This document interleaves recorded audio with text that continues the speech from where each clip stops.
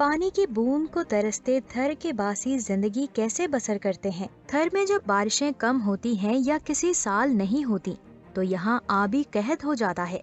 लोग पीने के पानी को भी तरस जाते हैं, दरख्त और पौधे सूख जाते हैं और वो इंतहाई हसरतों यास से अपनी बंजर जमीनों को देखते हैं, जिसके बाद मजबूर होकर कहत ज़दा इलाकों से नकल मकानी करते हैं। गुर्बत, अफलास, बीमारियां और हिजरत सहराए थर के बाशिंदों का मुकद्दर बन चुकी हैं।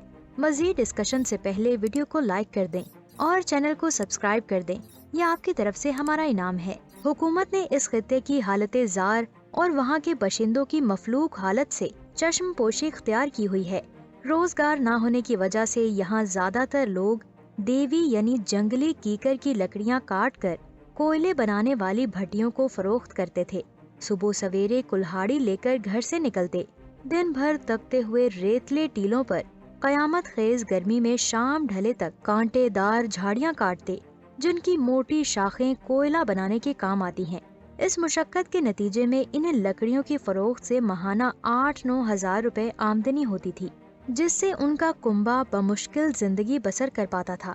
लेकिन अब वहाँ के जफाकश बाशिंदों ने हर तरफ से मायूस होकर अपनी मदद आपके उसूलों पर अमल शुरू कर दिया है और बास फलाही तंजीमों की मदद से रेगिस्तान को नखलिस्तान में बदलने के लिए कोशिशें शुरू कर दी हैं।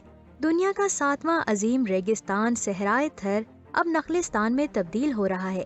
मट्टी, डाहली, डपलू, कलोई, नगर पारकर और इस्लाम कोट की बंजर जमीनें सरसब्जो शादाब होती जा रही हैं। यहाँ के कई इलाकों में लहलाते खेत, दरख्त और बागात नजर आने लगे हैं। मानसून के मौसम में यहाँ अब्रे करम बरसता है तो कुछ ही दिनों में पूरा थर सरसब्जो शादाब हो जाता है। लोग अपनी जमीनों पर गवार, बाजरे, तिल, मूंग और तरबूज की फसलें उगाते हैं, जबकि कुदरत इनके मवेशियों के लिए घास और मुख्तलिफ इकसाम के खुदरो पौधे उगा देती है, जो कई माह तक थर के लाखों मवेशियों के लिए चारे का सामान होते हैं। बरसात के बाद रेत के तोदों पर उगने वाली खुम्बियाँ यानी मशरूम भी अहालियाने थर के लिए कुदरत का बेश कीमती अतिया है, जबकि कंडी के दरख्तों पर लगी फलियां और पत्ते मवेशियों की मरगूब ग़िज़ा हैं। थर के बासी इन फलियों को अपनी रोजमर्रा खुराक के लिए बतौर सब्जी पकाते हैं। अब थर के लोगों ने अपनी मदद आप के तहत और फलाही तंजीमों की मदद से थर के मुकद्दर को बदलने की कोशिशें शुरू कर दी हैं। उन्होंने जगह जगह ट्यूबवेल नस्ब किए हैं, जिनके पानी से प्यासी जमीनों को सैराब करके मुख्तलिफ फसलें काश्त की जाती हैं। थर के मेहनती काश्तकारों ने अपनी जमीनों पर खजूर की आला इकसाम के बागात भी लगाए हैं। फसलों की काश्त और आबियारी में औरतें भी मर्दों का शाना बशाना काम करती हैं।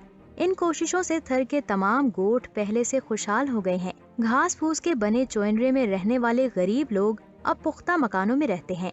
मवेशियों के रेवड़ पालते, पेट भरकर रोटी खाते और अपने बच्चों को स्कूल भेजते हैं। दोस्तों, आज के लिए इतना ही। आपका इस वीडियो के बारे में क्या कहना है? अपनी कीमती राय का इजहार हमारे कमेंट बॉक्स में जरूर करें।